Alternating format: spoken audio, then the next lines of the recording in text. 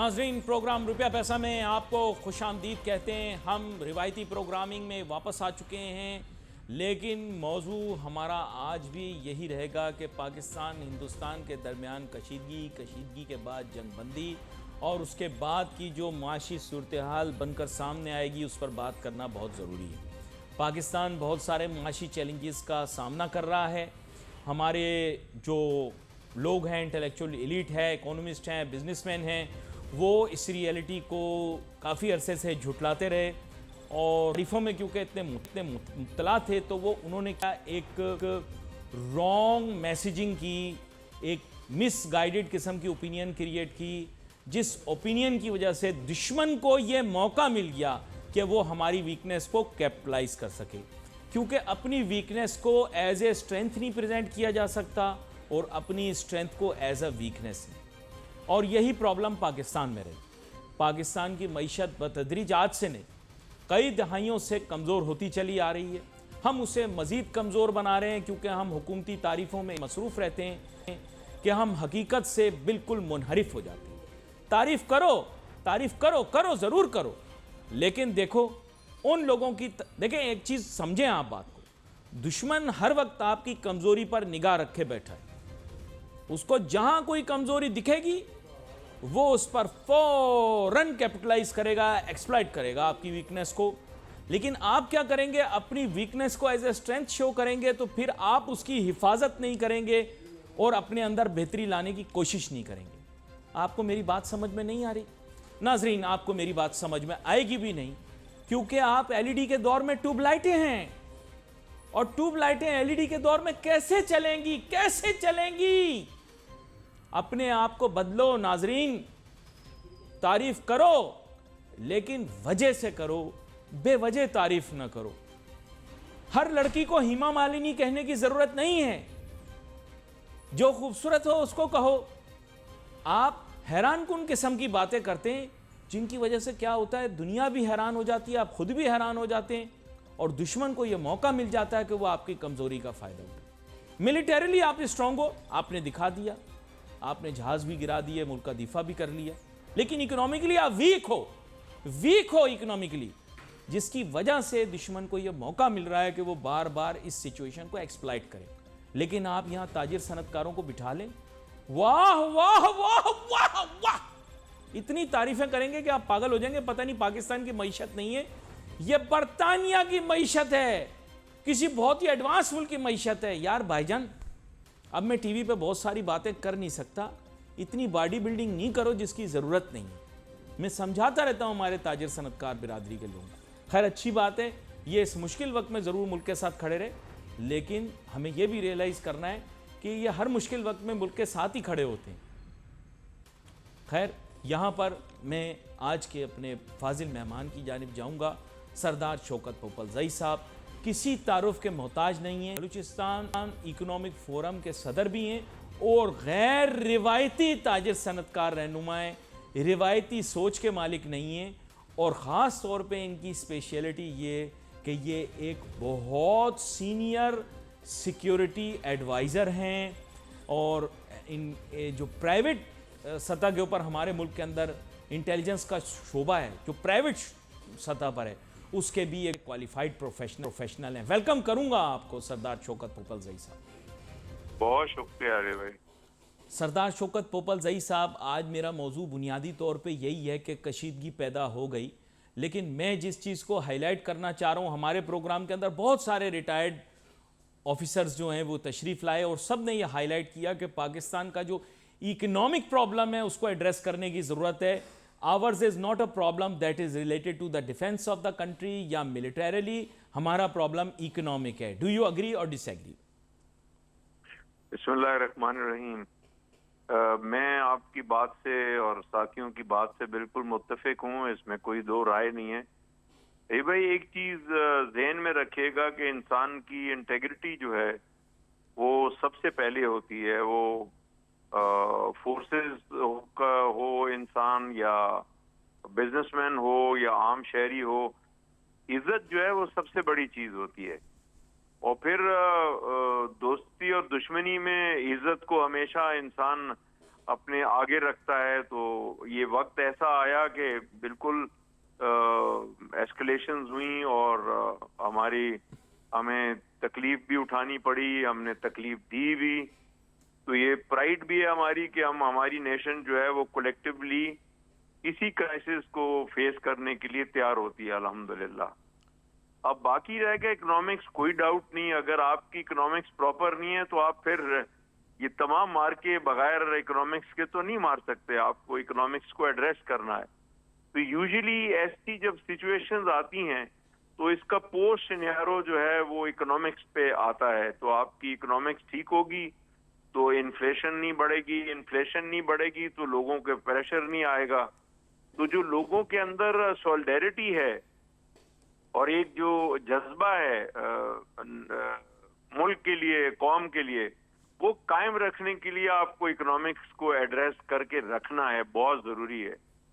तो मैं समझता हूं कि हमारी आर्म्ड फोर्सेस अपना हिस्सा पूरा करती हैं, वो निभा भी रही हैं। तो जो प्राइवेट सेक्टर है उसको चाहिए कि वो बिल्कुल फोर्सेस के साथ खड़े हों, लेकिन सेलिब्रेशन मेहनत में करें ताकि आप अपनी इकोनॉमिक्स ठीक कर सकें, ताकि दोबारा फिर फोर्सेस को या गवर्नमेंट को उसकी तकलीफ ना हो या उसको एड्रेस करने की जरूरत ना हो। But does the chink in our armor exist not otherwise but in our business community, in our economic और economic vulnerability? मेरा ऐसा ख्याल है, मैं आपसे पूछूं। देखिए, ये तो आपकी अपनी सोच की बात है, आप किस एंगल से उसको सोचेंगे। तो लामहाल मुल्क के लिए तो हर इंसान सोचता है। तो आपको डेडिकेशन जहाँ आती है, मैं समझता हूँ कि वो बिजनेस कम्युनिटी हो या आम आदमी होगा, लेकिन एक चीज में बड़ा ब्लंटली बोलूंगा, आप उसकी चीज बुरा नहीं मनाएगा। हाँ, नहीं मानो। देखिए, रेड कारपेट बैगिंग तो पूरी दुनिया में है। कुछ लोग जो है वो सिचुएशन की एक्सप्लॉयटेशन करके अपने आप को हाईलाइट करेंगे, अपने आप को फायदा देंगे। तो मैं समझता हूँ ये फिर हुकूमत वक्त का फर्ज है कि उस तरफ ध्यान ना दें, आप अपने काम से काम रखें, लोगों को अपनी पर्सनल प्रोजेक्शन ना करने दें, मुल्क की प्रोजेक्शन करें और मुल्क के जो मामलात हैं उनको एड्रेस करें। ये बात आपने बड़ी अहम की। यहाँ पर ये नुक्ता भी आ जाता है कि हर शख्स जो है वो इस मौके का इस्तेमाल करके अपनी करियर बिल्डिंग या अपनी प्रोफाइल बिल्डिंग कर रहा है। आपने देखा होगा, और बड़ा खूबसूरत लफ्ज़ आपने इस्तेमाल किया, रेड कारपेट बैगर्स।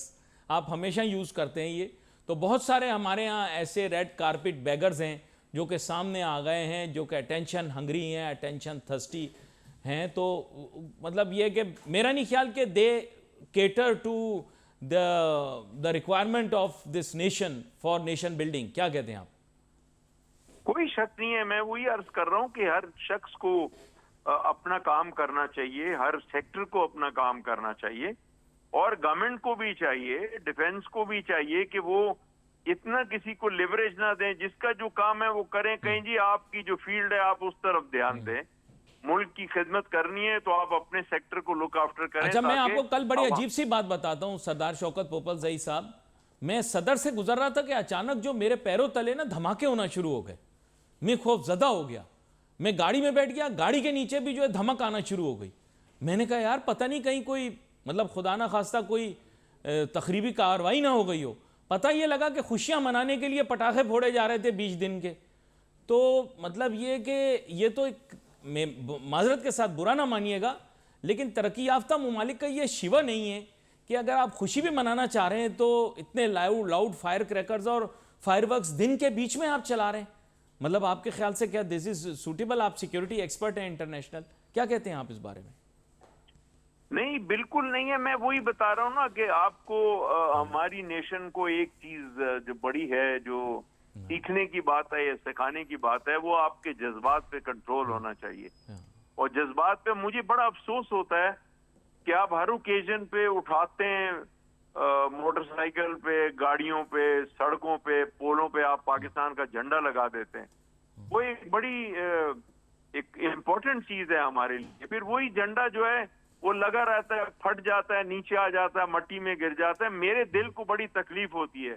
मैं जहां उसको उठा सकता हूँ उठाता हूँ। तो ये जज्बात जो है वो आपके दिल में होने चाहिए। और आपकी जो अपनी ड्यूटी है उसको पूरी करें।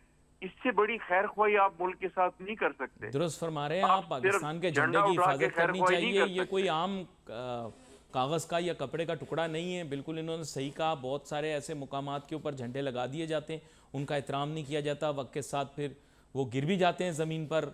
कागज़ के होते हैं तो वो टीयर भी हो जाते हैं, कपड़े के भी होते हैं तो टीयर हो जाते हैं। बड़ा बुरा लगता है, जिन लोगों को इस परचम से मोहब्बत है उनको बड़ा दुख और अफसोस होता है कि इस तरह हमारे लोग वक्ती तौर पर जज्बात के अंदर इस तरह करके फिर एहतरामन उसका ख्याल नहीं रखते। तो ज़रूर मेरे ख्याल से इस बारे में एहतियात करनी चाहिए। यहाँ पर एक और नुक्ते की जानिब आपको लाऊंगा, वो जैसे आपने कहा कि खराज तहसीन पेश करने का सिलसिला तो जारी, लेकिन ताजिर सनतकारों को अब हकीकी तौर पर, जैसे आपने कहा कि अगर कोई रेड कारपेट बेगर भी है तो कोई नहीं, लेकिन हकीकी तौर पर भी अब कंट्रीब्यूशन करनी पड़ेगी ना मुल्क की इकॉनमी की तरफ।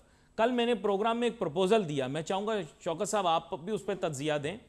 वो प्रपोजल मैंने ये दी कि तमाम वीआईपी प्रोटोकॉल पूरे मुल्क में ख़त्म कर दिए जाएं और जितने वीआईपी प्रोटोकॉल के पैसे हैं वो सब डिफेंस बजट की तरफ दे देने चाहिए। और सरदार शौकत पोपलजई साहब एक इंटेलेक्चुअल आदमी भी, इनके साथ गुफ्तगू करके मज़ा आता है। एक प्रॉब्लम क्रिएट हो जाता है सरदार शौकत पोपलजई साहब, नेशनल नरेटिव्स का। अब बात यह है कि नरेटिव बिल्ड हो जाते हैं, उनकी वजह से फिर बाद में प्रॉब्लम होती है। मैं चाहूँगा मुख्तसरन इस मौजू पर भी बात हो। आपको पता होगा 5-6 साल पहले एक नेशनल नरेटिव बिल्ड किया गया और जाहिर बात है अभी तो बानी पीटीआई ज़ेरे अताब आ गए, लेकिन तब मामलात कुछ ऐसे थे कि पीटीआई को मुहिब वतन तस्वुर करवाया गया, उनको बताया गया ये ठीक है, ये सही है। जो मुखालिफ जमातें हैं वो पाकिस्तान के साथ शायद सिंसियर नहीं है। आपको पता होगा बहुत सारे लोगों को मीडिया पे आने से भी रोक दिया गया जिनका ताल्लुक़ अभी हुक्मरान जमातों से है और इनके ऊपर बड़ी सख्त तनकीद हुई। और 2019 में मैंने ही अपने प्रोग्राम में कहा, तब आपको याद होगा बानी पीटीआई की तूती बोलती थी। डब्बू जो था वो था, क्या था, वज़ीर इत्तलात था। डब्बू वज़ीर इत्तलात था। गिल्ली जो था वो ऑफिशियल स्पोक्समैन था। जो गिल्ली, क्या नाम उसका, वो जिसको केला वेला खाना पड़ा बेचारे को। हाँ, तो बात ये कि फिर उसके बाद नेशनल नैरेटिव चेंज हो गया, तो कलाबाजी खाई वो लोग जो सो कॉल्ड उस वक्त मुहिब वतन थे, अब वो अंदर हो गए, जो तब वो थे वो। तो मैं जानना ये चाह रहा हूँ, मैं और तफसील में नहीं जाना चाहता, मैं चाहता हूँ सरदार शौकत पोपलजई साहब, ये नेशनल कलेक्टिव नैरेटिव बनाने की ज़रूरत ही नहीं है। नैरेटिव ये है कि तमाम ही पाकिस्तानी पाकिस्तान से मोहब्बत करते हैं, तो ये नैरेटिव्स ना बनाए जाएं। मेरा ऐसा ख्याल है ये डिबेकल हो जाता है, आगे जाके पॉलिटिकल डिबेकल हो जाता है, हैंडल भी नहीं हो पाता। जी जी अली भाई, ऐसा ही है। एक तो माजरत के साथ मैं पॉलिटिकल फील्ड से नहीं हूं, तो आप कोशिश कीजिएगा मेरे से कोई सियासी बिल्कुल बयान कोई ना सियासी बात दिलवाइएगा। करें ही नहीं आप। मैं तो कह रहा हूं नेशनल नैरेटिव्स बिल्ड ना करें, क्योंकि आपके ताजिर भी नहीं, नेशनल नैरेटिव के पीछे भागते हैं ना सर। कभी बिल्कुल, किसी को देखें, सलाम करते हैं ताजिर, कभी किसी को सलाम करते हैं, समझ नहीं आता इनका। मैंने अभी कुछ लम्हे पहले आपसे ये बोला था कि इस वक्त ये जो एस्केलेशन हुई और हमारी एक किस्म की वॉर शुरू होगी इंडिया के साथ, अब जब अल्हम्दुलिल्लाह एक पीस टाइम की तरफ हम जा रहे हैं, तो आपको रोड पे हमारे कारोबारी हो कुछ भी हो, आपको रेड कारपेट बैगिंग मिलेगी। गाड़ी पे को मोटरसाइकिल साइकिल पे झंडे लगाए। जी जी, मतलब आपके दिल में होना चाहिए ना पाकिस्तान, आप उसको पोर्ट्रे क्यों कर रहे हैं? तो नैरेटिव इसीलिए बनते हैं कि जब आदमी अपनी प्रोजेक्शन करने, अभी आप देखें कुछ लोगों को मैं देखता हूँ, वो बजाय आप जो हुआ उसकी पॉजिटिव तस्वीरें दें, आप अपनी तस्वीरें दे रहे हैं। जी जी, वो अपनी तस्वीरें लगा रहे हैं, बिल्कुल ऐसे भी लोग जी हैं। हाँ, तो ये इस चीज को, इस नैरेटिव को चेंज होना चाहिए ना। आप जी जी, पाकिस्तान को पाकिस्तान समझें, पाकिस्तान को अपनी दुकान ना समझें कि चमका रहे हैं उसको। अच्छा यहाँ पर एक एंगल मैं आपको और बताऊंगा कि मैं आपसे बात कर रहा था कि आप productive contribution to Pakistan economy करनी पड़ेगी, तो ताजिर सनतकार क्या करें कि अब वो कंस्ट्रक्टिव कंट्रीब्यूशन करें जिस चीज़ की हमें ज़रूरत है। मैं आपको बता रहा था एक बड़ी अहम नुक्ते की ज़रूरत है कि एक तो इन्वेस्टमेंट हमें मुल्क में लानी पड़ेगी, हमें नई इंडस्ट्रीज़ लगानी पड़ेगी, नई बिजनेसेस लगानी पड़ेंगी, हमें नेशनल रेवेन्यू को बढ़ाना पड़ेगा, हमें जीडीपी को बढ़ाना पड़ेगा। तो इसके बारे में कोई कॉन्क्रीट प्लान या स्कीम किसी ताजिर ने प्रेजेंट किया? अपनी तस्वीरें तो ताजिरों ने बहुत लगाई हैं, लेकिन ये क्या किसी ने आपसे डिस्कस किया हो कि सरदार साहब बताएं बलूचिस्तान में हम क्या इकोनॉमिक डेवलपमेंट के लिए कर सकते हो? आप सबसे बड़ा फोरम चलाते हैं बलूचिस्तान का, कोई आपके पास खुद आया हो, बताएं मैं सरमायाकारी करना चाहता हूं। जी,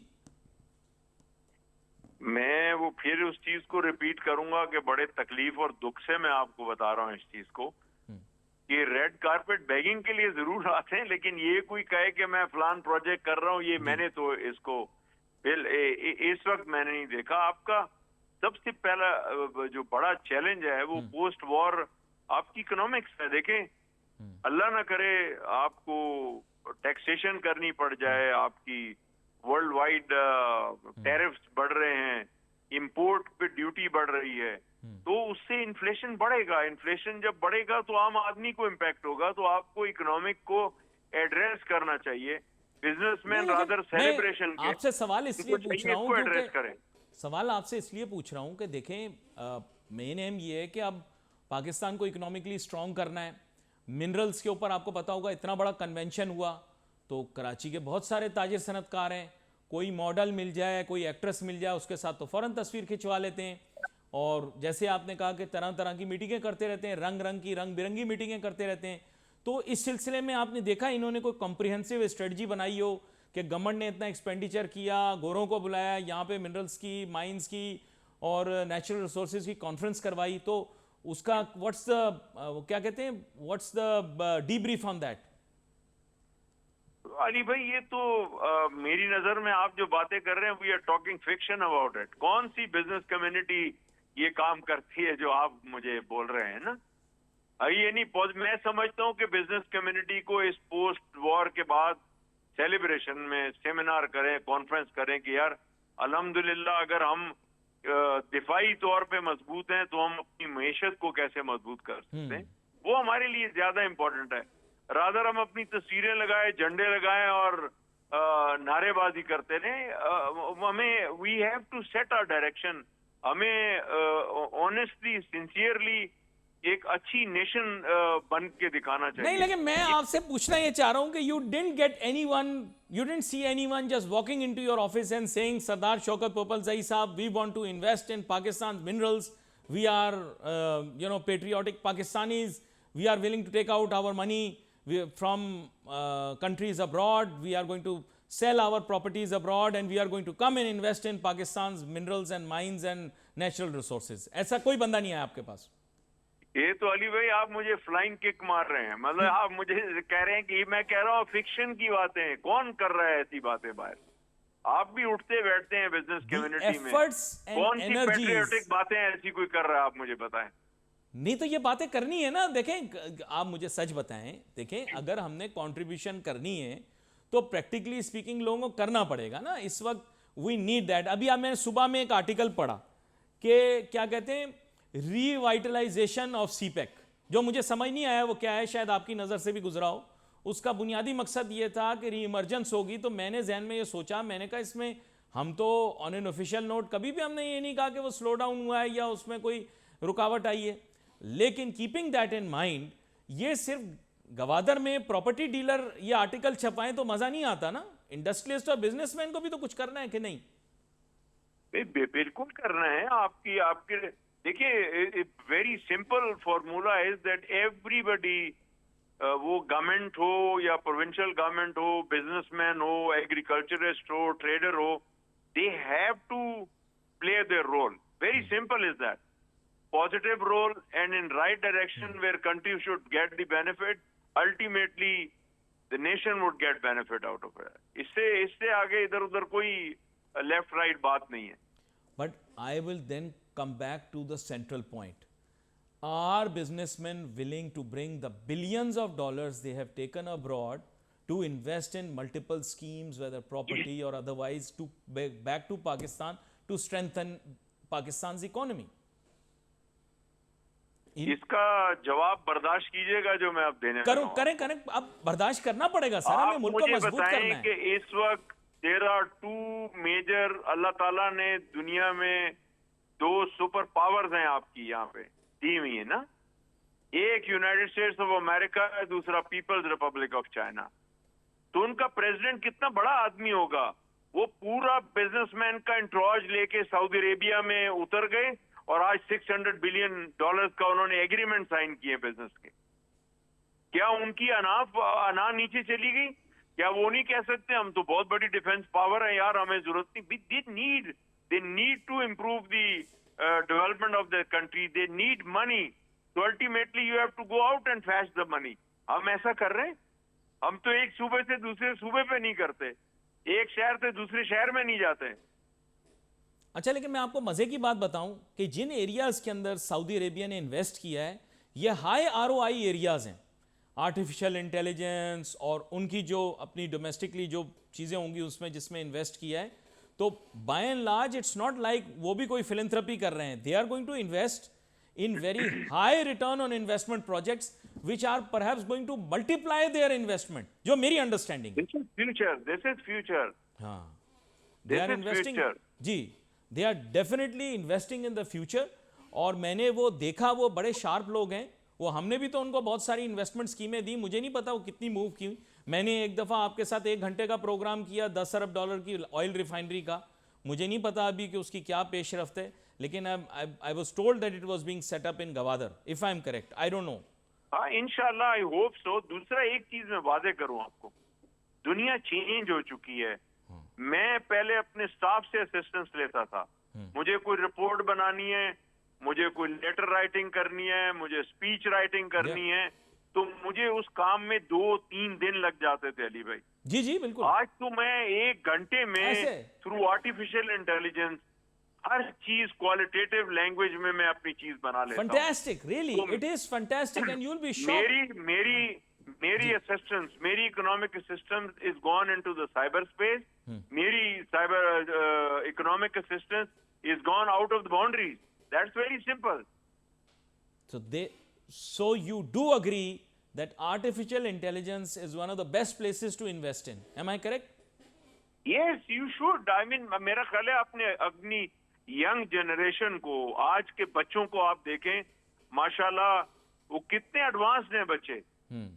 अगर आपने उनको इकोनॉमिक ग्रोथ में पार्टनर बनाना है और एक अच्छी नेशन बनानी है, तो आपको ये चीजें करनी होंगी, लामहाल अच्छा, करनी कल मैं होंगी। आपको बड़े मजे की बात बताऊं, मैं कल एक दुकान के बाहर खड़ा हुआ था, मैं नाम नहीं लेता, वो एक जापानीज कंपनी बहुत मशहूर, जो पहले ये फोटो फिल्म बनाया करती थी, आपको याद होगा, फोटो फिल्म बनाती थी। समझ गया मैं। तो मैं उसकी दुकान के बाहर खड़ा था, दुकान बंद हो गई है।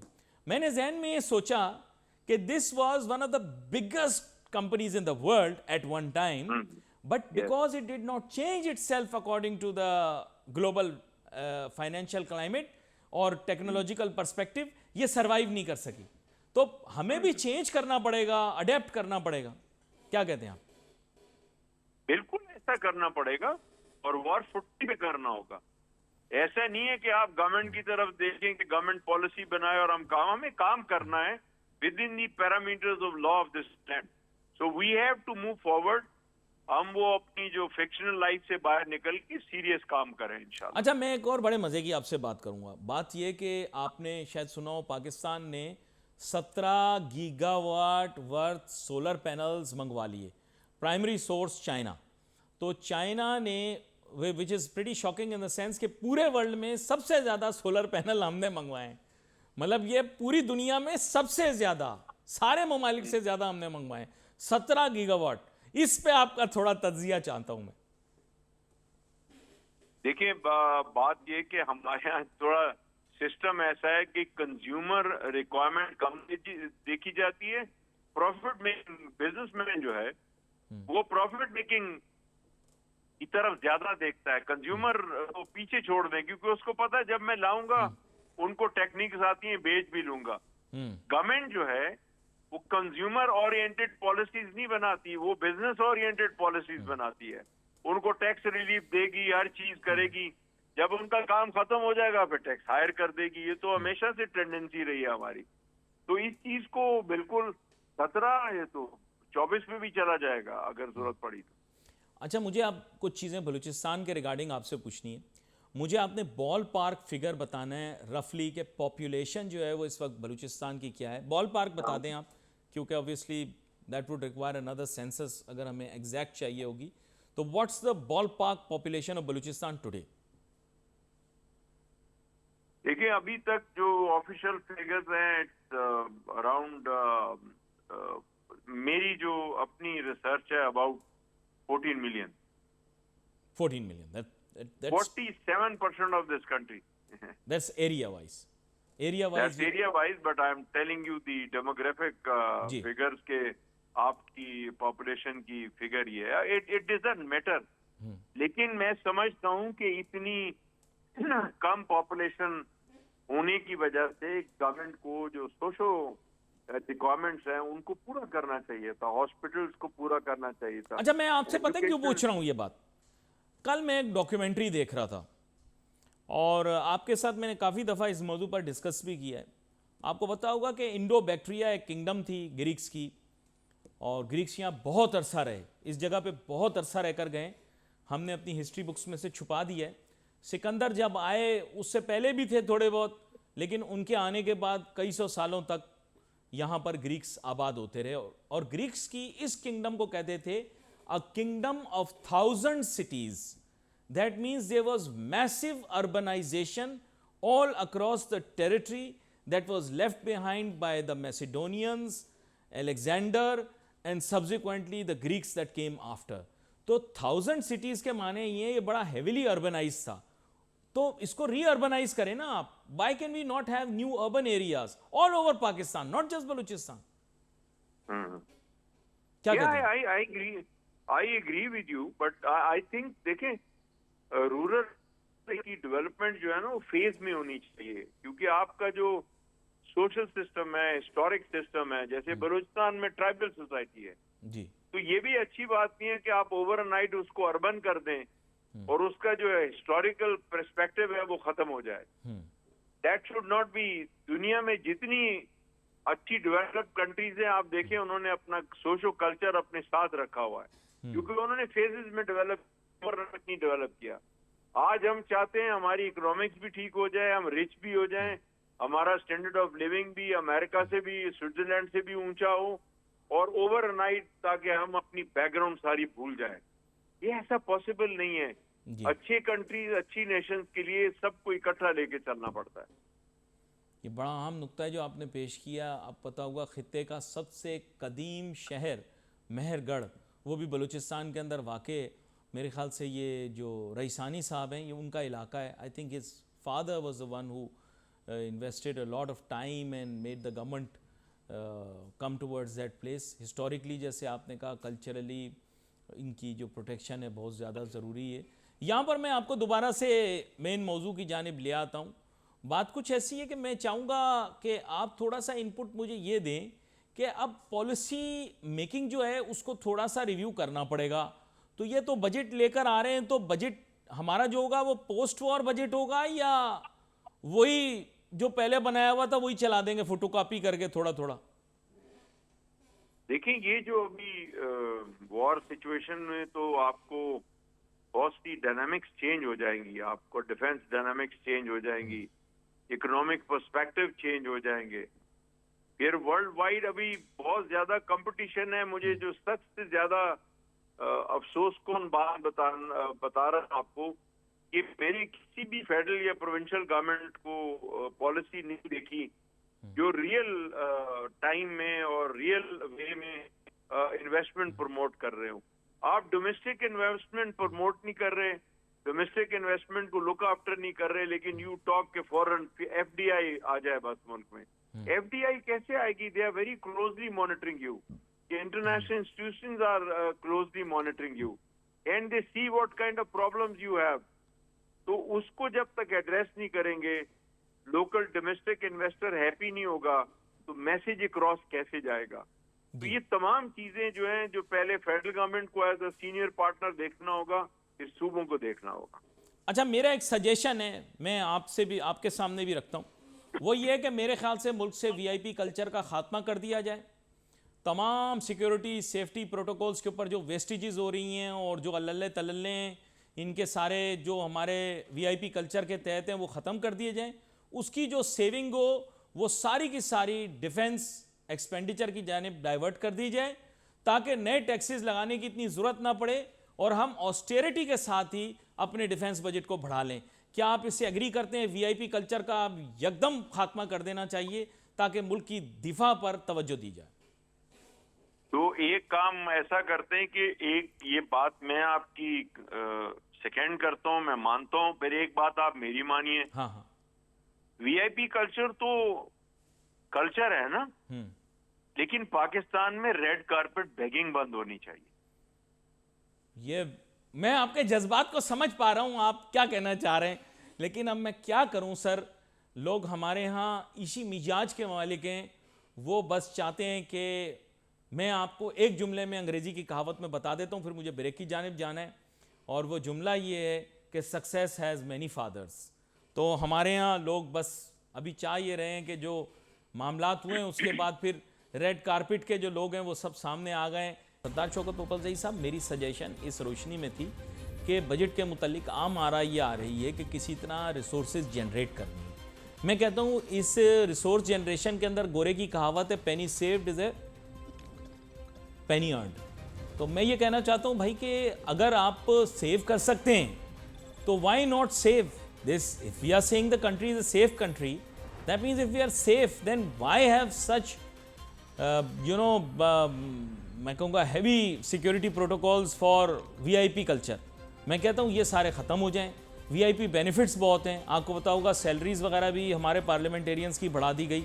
मेरे ख्याल से तो खुद इनको आउट ऑफ, जिसे आप कहते हैं respect for our defence forces, इनको चाहिए, क्योंकि देखें हमारी फ़ौज हमेशा 1 महीने की तनख्वाह छोड़ देती है, जब भी सैलाब आता है कुछ होता है तो छोड़ती है। तो ये हमारे पार्लियामेंटेरियंस को भी चाहिए कि ऐलान करें कि ये अपनी 6 महीने की या साल की तनख्वाहें जो हैं वो फ़ौज को देते हैं, या हमारी पाक अफवाज के लिए देते हैं, या मुल्क की दिफा के लिए देते हैं।